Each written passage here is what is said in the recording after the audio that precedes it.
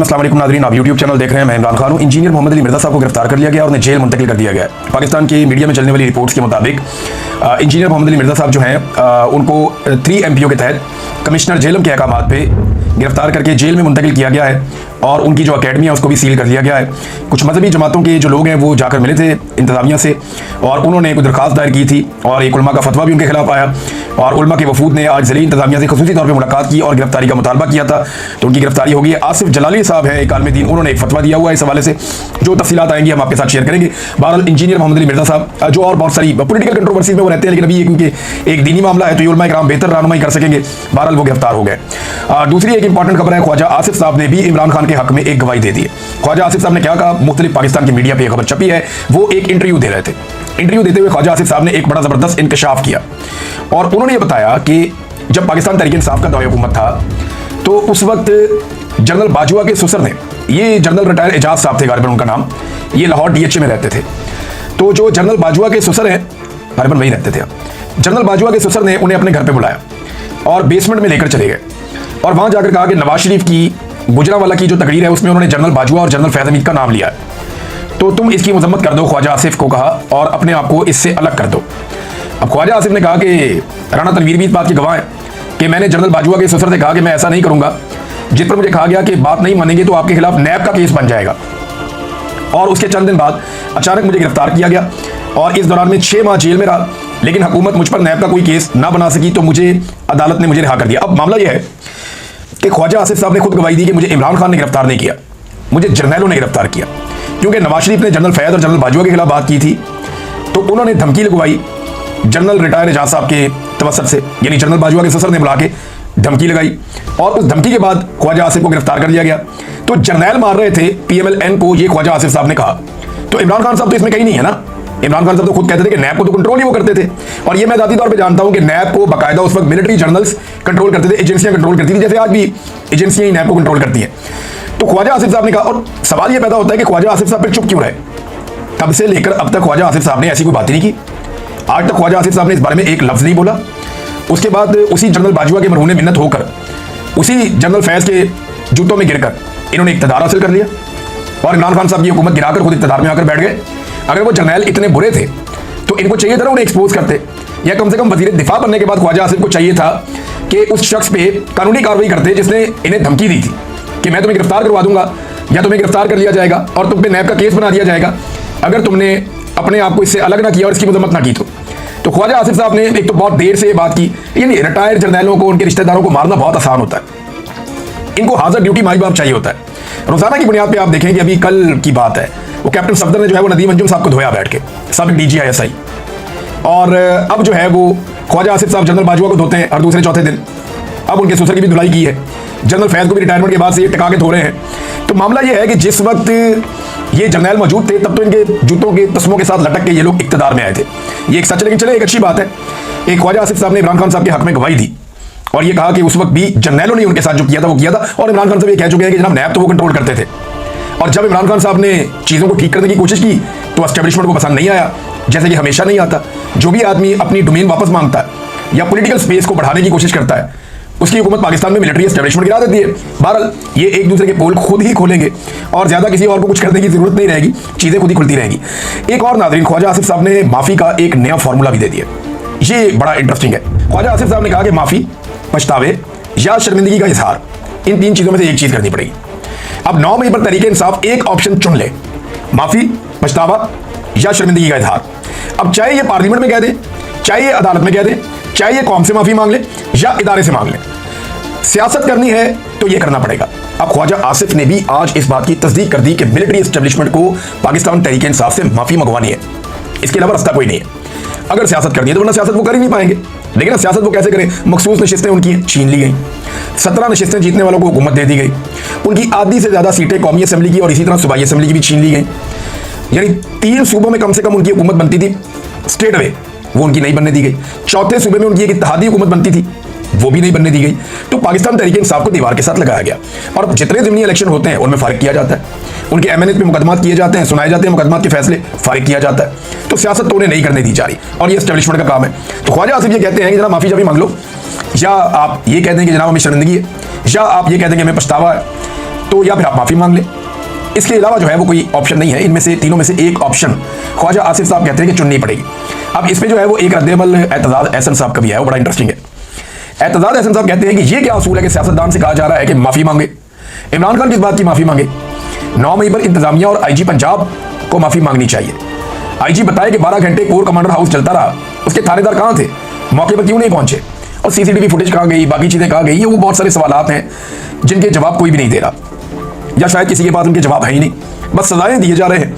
अब राणा सनाउल्लाह साहब के डेरे पे हमले वाला जो मामला है उसके ऊपर जनाब बड़ा रोला पड़ गया है कि जनाब डेरे के ऊपर एहतजाज हो रहा था और तोड़फोड़ हुई है, तो इसका मुकदमा दर्ज किया गया। तो मुद्दई राणा साहब को बनना चाहिए था। कुछ लोग कह रहे हैं रियासत मुद्दई बन गई है, वो क्यों हुआ? चले ये तो आप छोड़े बात। मामला ये है कि तोड़फोड़ का जो केस है उसमें जो सजाएं दी जा रही हैं वो तो ऐसे दी जा रही हैं कि कोई कत्लो गारतगिरी हो गई है।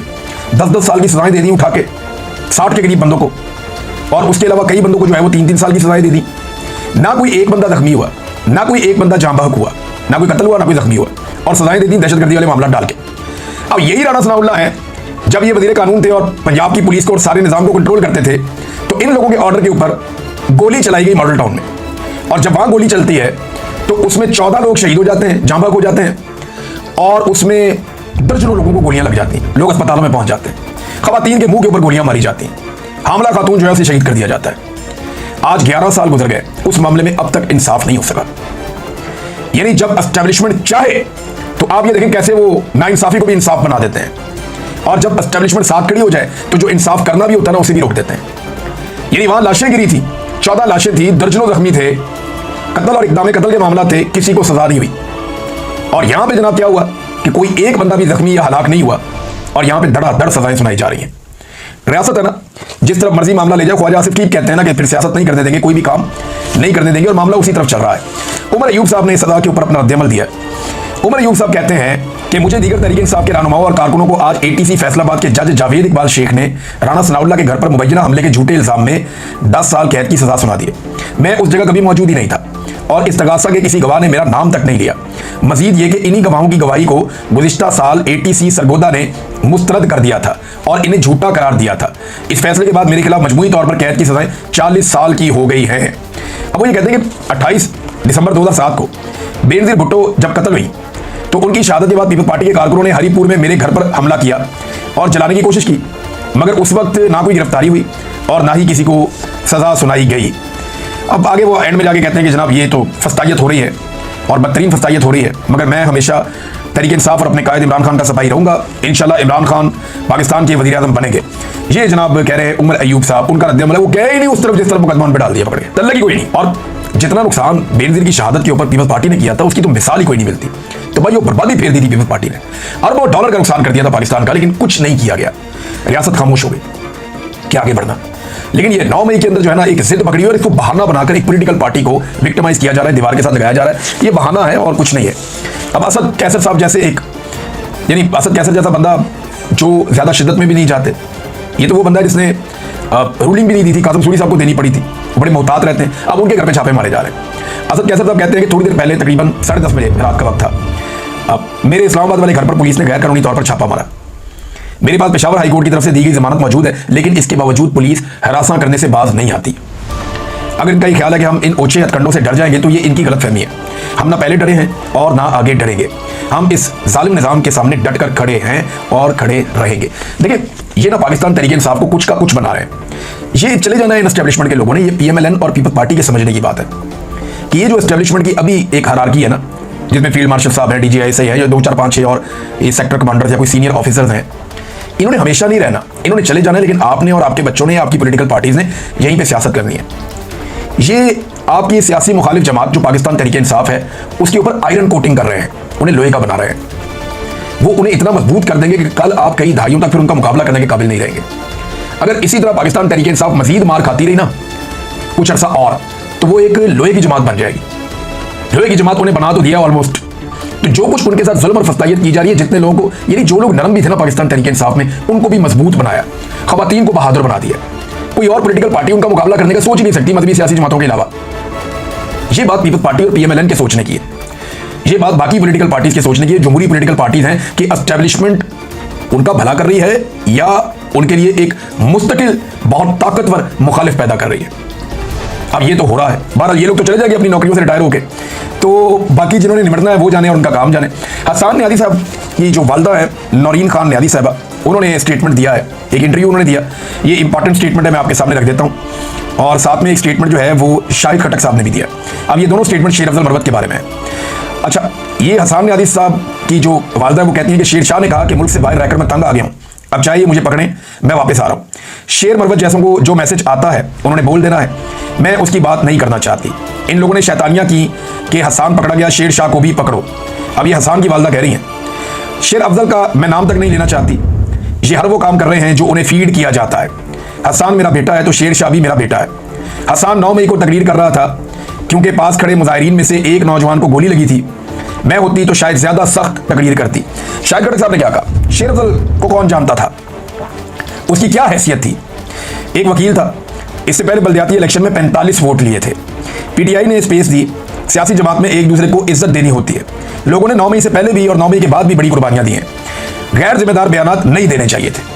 ये शेर अफजल मरवत साहब के बारे में, और हकीकत तो यही है ना कि असल में वोट तो इमरान खान का है। शेर अफजल मरवत को कौन वोट देता है? यहाँ पाकिस्तान तहरीक इंसाफ में बेशुमार लोग ये कहते हैं कि हमारी अपनी कोई हैसियत नहीं, हमें इमरान खान साहब का वोट पड़ा है और इसके अलावा तो हम सोच भी नहीं सकते थे कि हमें इतने वोट पड़ेंगे। ये बहुत सारे लोग मुझे कहते हैं, लेकिन शेर अफजल मरवत साहब शायद ये बात अपने अंदर तस्लीम नहीं कर पा रहे, या वो ये हौसला पैदा नहीं कर पा रहे कि वो इस बात को तस्लीम कर सकें। नाज़रीन, 1 साल पहले की ये खबर है, ये अखबार आप देखें, आज से 1 साल पहले ये खबर छपी थी अखबार में, और 23 मई 2024 को, लगभग 1.5 साल होने वाला है इस खबर को, 1.25 साल से ऊपर हो गया। ये खबर छपी जनाब अखबार के अंदर, और खबर ये थी कि UAE यानी मुत्तहिदा अरब अमारात पाकिस्तान में सरमायाकारी के लिए $10 अरब उन्होंने मुख्तस कर दिए हैं। शहबाज शरीफ ने बताया था उस दिन के हमने जनाब कशकोल तोड़ दिया है, और शहबाज शरीफ साहब ने कहा जी कशकोल टूट गया, हम आवाम को तरबियत देंगे। वज़ीर आज़म IT कंपनियों की मफामती याददाश्तों पर दस्तखत हो गए, और चीनी की कीमत में इजाफा कबूल नहीं है, और यानी 140 रुपये पूरा साल 140 रुपये चीनी फरामी की जाए, इसको यकीनी बनाया जाए, और बहुत सारी और बातें की उन्होंने। अब ये शहबाज शरीफ साहब के दावे थे, लेकिन आज तकरीबन 1.25 साल गुजर गया, कोई $1 अरब भी आया? किधर कहाँ आया? $10 अरब के दावे किए शहबाज शरीफ ने। इन्होंने कौम को ट्रक की बत्ती के पीछे लगाया हमेशा। वो चीनी जो इसके अंदर बयान लगा हुआ 140 वाली, वो 200 से ऊपर की बिकती रही अभी, और अभी और ऊपर जाएगी, जो ये बाहर से कारनामा करके इंपोर्ट कर रहे हैं। पहले बाहर एक्सपोर्ट कर दी, अब वापस इंपोर्ट कर रहे हैं। ये इनकी हरकतें जिनकी वजह से पाकिस्तान यहाँ तक पहुँच गया। और यहाँ पे एक जज साहब का बयान है नाज़रीन, वो बड़ा इंटरेस्टिंग है। जज साहब ये कहते हैं कि आर्टिकल 10A के तहत फेयर ट्रायल एक बुनियादी हक है। ये देखें आप, ये एक्सप्रेस न्यूज़ के ऊपर खबर छपी हुई है, और सुप्रीम कोर्ट ऑफ पाकिस्तान से मुअज़्ज़िज़ जज ने ये बात की है कि जस्टिस मोहम्मद अली मजहर ये केस सुन रहे थे। इन्होंने कहा जी कि फेयर ट्रायल का हक आइन के आर्टिकल 10A के तहत एक बुनियादी हक बन गया है। मुनासिब कानूनी अमल एक लाजमी शर्त है जिसका हर सतह पर एहतराम किया जाना चाहिए। फेयर ट्रायल का हक इस बात का तकाजा करता है कि किसी को उस वक्त तक सजा नहीं दी जानी चाहिए जब तक उसे जवाब देने और अपना मुकदमा पेश करने का मुनासिब और मुनसिफाना मौका ना दिया जाए। क्या इमरान खान को यह मौका मिला है? यहाँ सुप्रीम कोर्ट ऑफ पाकिस्तान ये फैसला दे रही है, और उसके अंदर ये चीज़ें सामने आ रही हैं। लेकिन मामला ये है कि क्या इमरान खान को फेयर ट्रायल का हक मिला है? इमरान खान को तो ये हक मिला ही नहीं। जिरा करने की इजाज़त नहीं मिलती उनके वकीलों को, मीडिया को और फैमिलीज़ को अंदर जाने की इजाज़त नहीं मिलती, बाद औक़ात वकला को भी बाहर कर दिया जाता है, रातों को देर देर तक अदालतें लगाई जाती हैं और ट्रायल चलाए जाते हैं। जेल में एक हॉस्टाइल किस्म के एनवायरनमेंट के अंदर ट्रायल चलाए गए। ट्रायल इतने फेयर थे कि जजेस बेचारों की बार बार हालत ख़राब हो जाती थी। ऐसे ज़ालिमाना ट्रायल किए गए पाकिस्तान तहरीक इंसाफ के लीडर इमरान खान के। और अब यहाँ जज साहब कह रहे हैं सुप्रीम कोर्ट में कि फेयर ट्रायल का हक जो है ये बुनियादी हक है, बुनियादी इंसानी हक है ये। तो ये बुनियादी हक से इमरान खान साहब को महरूम कर दिया गया। वैसे ऐसा लगता है कि पाकिस्तान तहरीक इंसाफ और इमरान खान साहब के बुनियादी हकूक मुअत्तल हो गए। नाज़रीन, जापान से कुछ वीडियोज़ आई, तस्वीर आई। अवल तो मरीम नवाज साहब को जापानियों ने मुँह नहीं लगाया, जो मुझे दिखाई दे रहा है। जापानियों ने क्या मुंह लगाना था, उन्हें वहाँ पाकिस्तानियों ने भी मुंह नहीं लगाया, जो मुझे दिखाई दे रहा है। मुझे अनफॉर्चुनेटली ये कहना पड़ रहा है, मैं इस तरह के अल्फाज बोलने का आदी नहीं हूँ, मुझे कहना भी नहीं चाहिए था, लेकिन हकीकत यही है। वहाँ पे चंद लोगों के अलावा वही शक्लें थी, वो घूम घूम के आती थी। या एम्बेसी के थोड़े से लोग थे, या थोड़े से पाकिस्तानी थे जिनको इन्होंने ओहदे दिए, वो घूम घूम के आते थे। एयरपोर्ट पे भी वही होते थे, इस जगह भी वही होते थे, उस जगह भी वही होते थे, हर जगह उन्हीं को घुमा घुमा के बार बार गुलदस्ते लेके पहुंच जाते थे। तो इस तरह घुमा फिर आगे चक्कर देके इन्होंने अपना दौरा बड़ी मुश्किल से मुकम्मल किया। लेकिन मैं जापान की वीडियो उधर वो देख रहा था, अमीर तरीन मुल्क है वो, पाकिस्तान को कर्जा देता है, लेकिन उनकी टेबल, उनकी कुर्सियाँ, उनके कॉन्फ्रेंस रूम जहाँ पे मरीम नवाज को बिठा के ब्रीफिंग्स दी गई, वो जगह इतनी सिर्फ बुनियादी फैसिलिटीज़ थी, कोई लग्जरी वहाँ नहीं थी। सिर्फ काम के लिए आते हैं वो लोग, और जितना ज़रूरत हो उतना ही इस्तेमाल करते हैं।